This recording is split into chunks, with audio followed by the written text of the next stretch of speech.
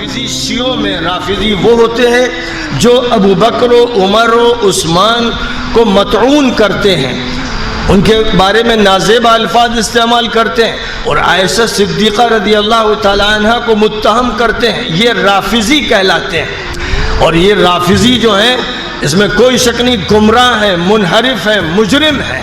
لیکن دوسری طرف اہل سنت کے گھس پیٹیے وہ ہیں جو علی کے اس مقام کو جو حضور پاک علیہ السلام نے بیان فرمایا اور مجمع عام میں بیان فرمایا، اور اس طرح کی یہ میری آخری وصیت ہے، میرا آخری وقت قریب ہے، لوگوں اس کو یاد رکھنا، اس کو نہ بھولانا اور اس کو میری وصیت سمجھنا۔ جنہوں نے اس حدیث کو چھوڑا، جنہوں نے اس میں کوئی عیب نکالا، جو اس سے کتراتے ہیں وہ ناسبی ہیں، اور سنت اہل سنت کی طرف جھوٹی نسبت کرنے والے ناسبی ویسے ہی مجرم ہیں جیسے شیعوں میں رافضی۔ شیعہ اور سنی کو بھی سمجھ لیجئے، شیعہ لفظ قرآنی لفظ ہے، قرآن پاک میں اللہ نے فرمایا وَمِن شِيعَتِهِ وَإِنَّ مِن شِيعَتِهِ لَإِبْرَاهِيمَ إِذْ جَاءَ رَبَّهُ بِقَلْبٍ سَلِيمٍ۔ حضرت نوح کے شیعہ حضرت ابراہیم تھے۔ شیعہ کے معنی ہوتے ہیں جماعت کے، عربی زبان میں شیعہ کے معنی جماعت، تو حضرت نوح کی جماعت میں ہی ابراہیم تھے جو ان کی طرف سچی نسبت کرنے والے پیغمبر تھے۔ یہ قرآن پاک میں فرمایا گیا۔ تو لفظ شیعہ کا جہاں تک تعلق ہے لفظ میں کوئی عیب نہیں۔ اور حضرت علی رضی اللہ تعالی عنہ کے ساتھ 800 صحابہ تھے جس وقت معاویہ سے جنگ صفین میں ہو رہی تھی،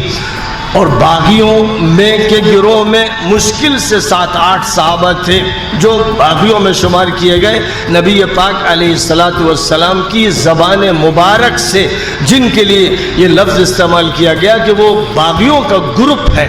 اب 800 صحابہ یہ جمہور صحابہ ہیں، اور جمہور صحابہ کی بات کو جو نہیں مانتا ان کے موقف کے ساتھ نہیں بلکہ ان کے موقف کے ساتھ کھڑا ہوتا ہے جو باغی ہیں، حضور کی زبان سے بیان کے مطابق وہ ناسبی ہیں۔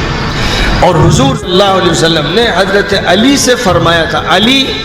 تمہارے بارے میں میری امت کے 2 گروہ ہلاک ہو جائیں گے، ایک وہ جو تمہارے بارے میں غلو کریں گے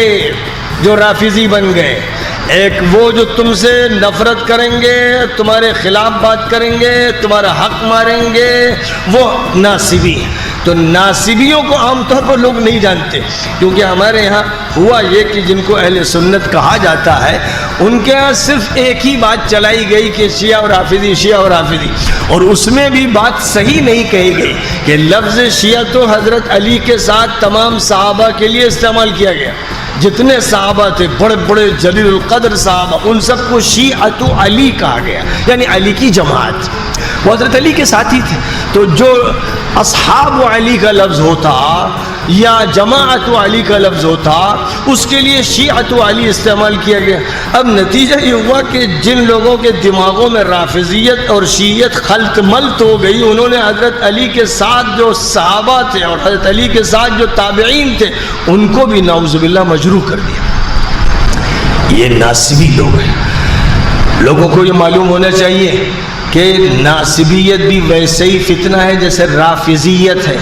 اور اللہ کے ہاں قیامت میں یہ دونوں مجرموں کی طرح کھڑے ہوں گے، اور نبی صلی اللہ علیہ وسلم ان کو دیکھنا گوارا نہیں کریں گے، اور رافضیوں سے بھی آپ کو نفرت ہوگی کیونکہ ابو بکر آپ کے عزیز اور محبوب، عمر آپ کو محبوب، عثمان آپ کو محبوب، اور عائشہ صدیقہ آپ کی زوجہ مطہرہ، لہذا جو ان کے بارے میں زبان اس طرح کھولیں گے کہ انہیں متون کریں گے وہ حضور کو مبغوض ہوں گے، بالکل طے شدہ بات ہے۔ لیکن اسی طرح جو علی کو متون کریں گے یا ان کا حق ماریں گے یا ان کی جو حیثیت حضور نے متعین کی اس حیثیت کا تذکرہ نہیں کریں گے اور ایسی حدیثوں میں عیب نکالیں گے، وہ ناسبی ہوں گے، اور وہ بھی حضور کے ہاں مردود ہوں گے، اس قابل ہوں گے کہ ان پر نگاہ کرم نہ فرمائی جائے اور حوض کوثر سے دھکے دے دے کر انہیں ہٹا